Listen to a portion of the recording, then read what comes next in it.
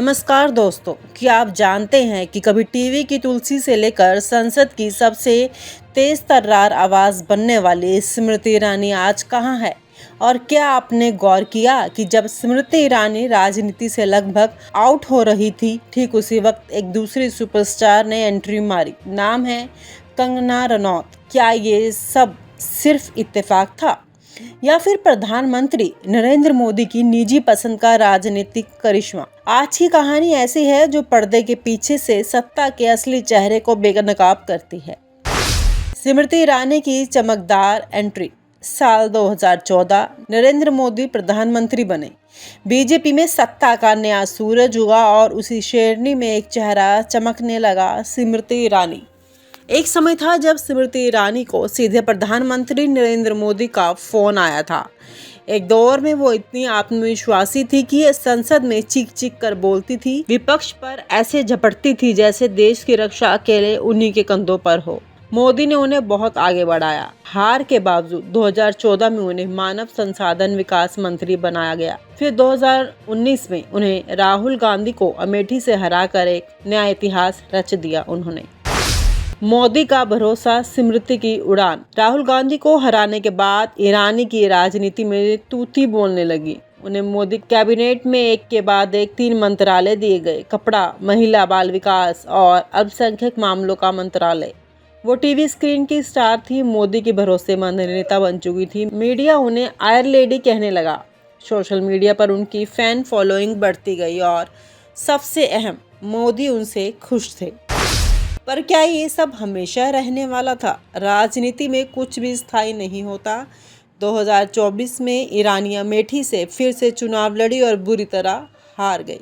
नतीजा ये हुआ कि उन्हें कोई मंत्रालय नहीं मिला, कोई पद नहीं मिला, ना ही किसी पार्टी मीटिंग में उनका नाम लिया गया। सुनने में आता है कि मोदी अब उनसे खुद फेड अप हो गए हैं। अब वो चेहरा जिसे कभी बीजेपी का पोस्टर गर्ल माना जाता था, आज पार्टी में एक कोना भी नसीब नहीं है। सियासत के गलियारों में जब सबसे बड़ा सवाल यही है कि जब स्मृति ईरानी को बीजेपी में नरेंद्र मोदी ने खुद लाया, जब अमेठी जीतने पर उन्हें सिराखों पर बैठाया, तो आज वही मोदी क्यों उनका फ़ोन नहीं उठा रहे, ना मिलने का टाइम दे रहे हैं?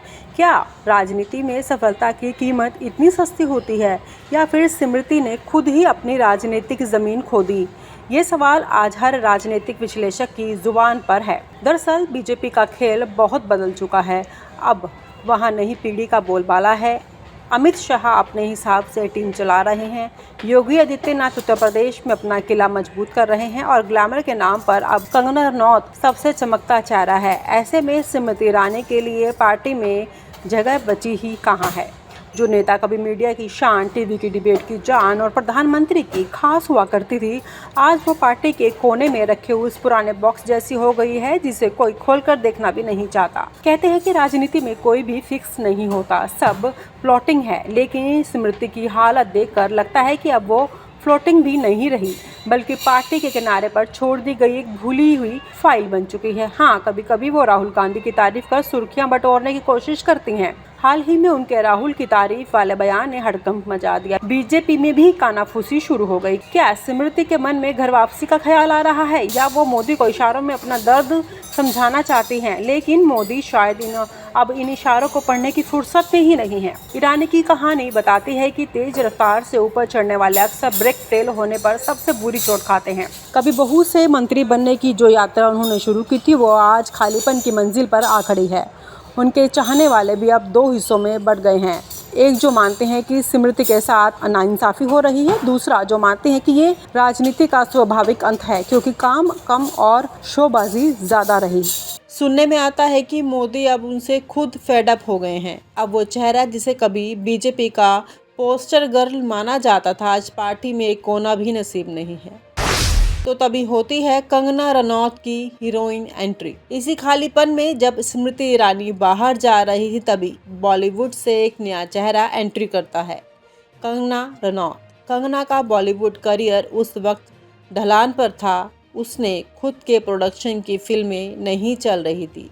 वह लगातार विवादों में थी, ऋतिक रोशन से लेकर करण जौहर तक। लेकिन कंगना के पास एक और ताकत थी, वो ताकत थी मोदी प्रेम। उन्होंने लगातार सोशल मीडिया पर मोदी का बचाव किया, विरोधियों पर तीखी टिप्पणी की और धीरे धीरे बीजेपी के गुड बुक्स में आ गई। नजदीकी से मिला टिकट। सवाल उठता है, क्या कंगना को हिमाचल प्रदेश की मंडी लोकसभा सीट से टिकट सिर्फ इसलिए मिला क्योंकि वो मोदी को पसंद थी? हाल ही में सुब्रमण्यम स्वामी ने एक बयान दिया, मोदी कंगना से गुप्त रूप से मिलते थे ताकि किसी को खबर ना हो। इस बयान ने पूरी राजनीतिक गलियारों में खलबली मचा दी। क्या मोदी का कोई पसंदीदा ग्रुप है जिसमें वो सेलिब्रिटी और राजनीति में प्रमोट करते हैं? कंगना बनी सांसद पर मंत्रालय क्यों नहीं मिला? कंगना रनौत 2024 का चुनाव जीत गई। उन्होंने मंडी से कांग्रेस की प्रतिमा सिंह को हराया, मगर चुनाव जीतने के बावजूद उन्हें मोदी कैबिनेट में कोई जगह नहीं मिली। यहाँ एक बड़ा फर्क नजर आता है। स्मृति ईरानी को हार के बावजूद मंत्री बना दिया गया था। कंगना जीतने के बावजूद भी दरकिनार कर दी गई। क्यों? क्या मोदी अपनी पहली गलती को दोहराना नहीं चाहते? मीडिया में बोलने की कला, जिसमें स्मृति भी अव्वल। स्मृति ईरानी को लोग पसंद करते थे क्योंकि वो धारा प्रवाह बोलती थी और वो विपक्ष को जवाब देना जानती थी, मीडिया को हैंडल करना जानती थी। प्रेस कॉन्फ्रेंस में तर्क और तेवर दोनों होते हैं।